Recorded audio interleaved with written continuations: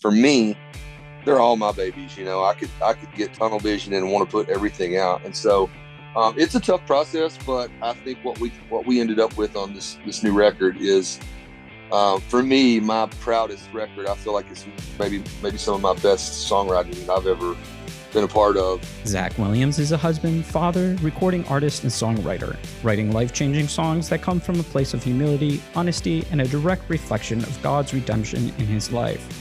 With music reaching fans far and wide, in his career to date, Williams has earned 2 Grammy Awards, and along with an additional 5 Grammy nominations, Williams is a multi-GMA Dove Award and K-Love Fan Award winner and nominee. Currently, Williams is on the road for his fall 2022 tour, which is stopping in Saginaw, Michigan on September 19th. In the podcast today, we learn more about Williams' songwriting process and the touring experience. Zach Williams, thank you so much for joining me on the Temple Arts podcast. Congratulations on Heart of God and your more recent release, Looking for You. Jumping right in here, I'd love for you to share a little bit more about the process that you go through to get those final songs that are released to an audience. Sure. For me, a lot of times these songs, they'll start with just a title. I'm constantly writing ideas, writing lyrics, but most of the time, I kind of come up with these titles and ideas that I want to write for a song, and I'll just kind of hold on to a list of titles for a record and then save them for, a songwrite. And so I'll go in and, we might start the day with a cup of coffee and kind of talking and catching up with, some guys you hadn't seen in a while, and everybody will kind of toss out their title or their idea or maybe a lyric that they've got. And we kind of go with what feels right for the day. Heart of God was one of those songs where, I think everybody just really loved the title of the song and loved, this idea to explore, really what God's true heart was. And Looking for You was a title that a friend of mine had. He'd been holding on to for a long time. I remember my publisher, she said, "Hey, I've got a guy that," she said, "he's got this title called Looking for You. He's been holding on to it forever. You guys should get together and write." I'd written several songs with Tony. His name's Tony Wood. I'd written several songs with him in the past, and we got together. It was like a 1st of January type. I feel like it was the first week of January, about 2 years ago, and we were in this cabin, and we were kind of had the entire week blocked off to write some songs. And when Tony started sharing this idea, all I could think of was my own personal life and where I'd been in my past. And I started thinking, growing up where I grew up in the South, there was, I used to remember people would always say the first place you find something is always the last place you look. And I just kind of went with that idea of all these things in my life that I've, tried to fill this hole in my life to make me happy. And it wasn't until, I looked for Jesus, and, really the last place I looked is where I found him. And, it's like that. I try to write from a personal place, from a season of life, or from a personal experience that I've gone through. Obviously hoping that others will relate to it. Cause I feel like if people can relate to the music, that's what it's all about. So, we start with those ideas, and we'll get a demo done and live with that demo for a few months. And then by the time it's time to start making a record, we'll have 40 songs that we have to kind of sift through. And then we start picking the ones that feel like they all belong on the project together. And then we'll go in and record those, and that's kind of how it works. Yeah, it's interesting to hear how many songs it takes to make an album. This idea within creativity where you end up with a lot of ideas and then have to whittle it down. In that process of sort of picking which songs might end up on an album or as a single, do you feel like there's a particular point in that decision making where you have to decide a little bit between maybe some personal preference and what might be more resonant with an audience? Absolutely. That's the toughest part, I think, for me about any record is trying to trying to get rid of songs that you love versus the songs that feel right to round out the project. We wrote close to 45 songs I think it was 45 songs for this record, and got it down to 20 songs that we really, really loved. 20 songs that felt like if we put all 20 songs out on this record, it would be strong from front to back. We didn't feel like there was any filler, any kind of fluff to it. It was just, these songs are great. And so once we got to those 20, it was like, okay, we're only going to record 15 for this record. Now we got to cut 5. And I was like, oh man, that's going to be so hard. But, when we started thinking, okay, this song kind of has this feel and this song has this feel, and maybe you're missing a song that has this or this message, and you've already covered this in this song. It starts to make sense, when you get other people, that's on your team's kind of input in it. Because for me, they're all my babies. I could get tunnel vision and want to put everything out. And so it's a tough process, but I think what we ended up with on this new record is, for me, my proudest record. I feel like it's maybe some of my best songwriting that I've ever been a part of. I love this record. I can't wait for the world to hear it. Yeah. So, moving backwards in some respect, do you feel like there's some experiences that really defined the direction that you're going now with your musical career? Maybe from the start of getting into music, or some points along the way that you would look back on and say, this is a moment.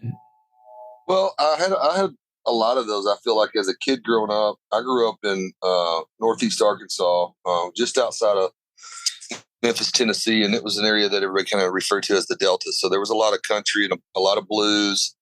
There was a lot of bluegrass, gospel, and I grew up in a family where we would go around, and my grandparents would take us around to these little bluegrass festivals and gospel quartets and listen to that. And my mom and dad were huge music fans too, and my dad was a worship leader, so I grew up in church listening to music and watching my dad practice music all the time. Play guitar at the house. And one of my first concerts as a kid, I think I was 8 years old. He took me to Memphis, Tennessee, to the Orpheum, and we saw Petra and DeGarmo and Key.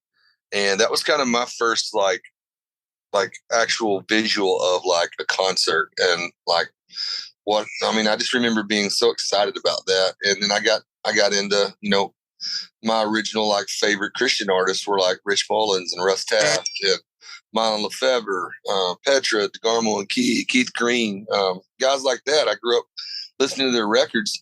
And I also had in country music, my grandpa was listening to Johnny Cash and Jerry Reed and Willie Nelson and artists like that. And so I had all this kind of music going around as a kid that I was hearing, seeing all these old, like, country churches and gospel things going on. And then, I remember whenever I started getting into my high school years, my dad's two younger brothers were big into classic rock. So I kind of got turned on to Bad Company and Leonard Skinner and, the Allman Brothers and Bob Seger. And so I feel like over the years, like everything that I've kind of listened to as a kid growing up until now has kind of just become this melting pot of, flavors, I guess you could say, and styles of different genres of music that I've listened to that have really kind of, become who I am, because I couldn't really say I'm a country or rock or a Christian artist or what. I just feel like it's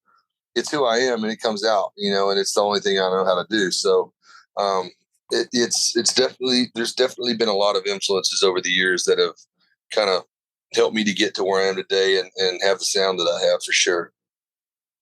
Yeah. Well, you have a pretty rigorous touring schedule for the next several months, starting essentially now through December. I'm curious, when you have a set of songs that you're playing night after night on a tour, are there elements that you do for yourself to keep those songs fresh, for yourself, for the band, for the audience? What's that experience like, playing those songs that you've now lived with, maybe 2 years and gone through this process, and now you're on stage and you're playing those songs. Can you describe that experience? I think for the most part, the crowd every night is what makes the songs different.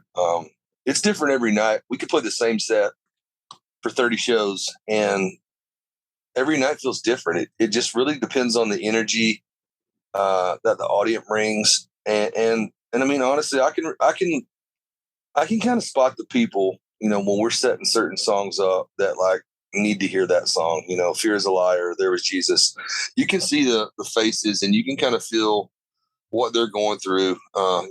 If you're connecting with the crowd and just watching people, and man, when you see somebody, with tears rolling down their face or, smiling, it makes it worth it. Cause like, man, they're connected to this song in a way that when I wrote this song, I was hoping people would connect to. And so, but I would say starting this tour, we're playing 5 new songs off this new record that comes out in a couple of weeks. And so we're pretty excited to have some new music, to play, because it definitely makes it a lot more fun when you got new material that you can put out. And so, but yeah, I think the biggest thing is every night's different because the crowd's different every night. Certain songs feel better in certain places, and you kind of just walk off stage knowing, man, that was one of the funnest shows I've played in a long time, so it's pretty cool. Yeah, absolutely. So just in closing here, you've collaborated with Dolly Parton, and I'm curious, looking forward, if you have some other dream collaborations on your radar, if you're able to share those, or willing to share some of those partnerships that you just love to have. I've got one that I just did with Toby Mac that may be one of my favorite songs I've been a part of in a while. I think it came out a few weeks ago on his Spotify. It's a possibility that could be a future single. And then I've got a song that comes out in about 2 weeks when this record drops. It's called Jesus' Fault. And I have a feature from Walker Hayes. He's a country artist on it. And so it's a really cool song. I think the people that are coming to my concerts, and I know the men and women that feel like we're reaching with my music, are really going to relate to the lyrics in this song. So I'm pretty excited about that. Yeah, I mean, it's going to be really, really hard to top Dolly Parton. She might be one of the sweetest people I've ever met, and just super down to earth, super humble. But we'll see. You never know. You never know what we got coming up in the future. Well, Zach, we'll keep our ears open, and thank you so much again for taking some time out of your busy schedule there to chat with us. All the best on your journey, and stay safe. We'll see you in Saginaw. I appreciate it, bro. Thank you for listening to the Temple Arts Podcast. Please consider subscribing to the podcast and making a donation to the arts through SaginawArtMuseum.org or TempleTheater.com. This will allow us to continue to bring enriching program to Saginaw and beyond.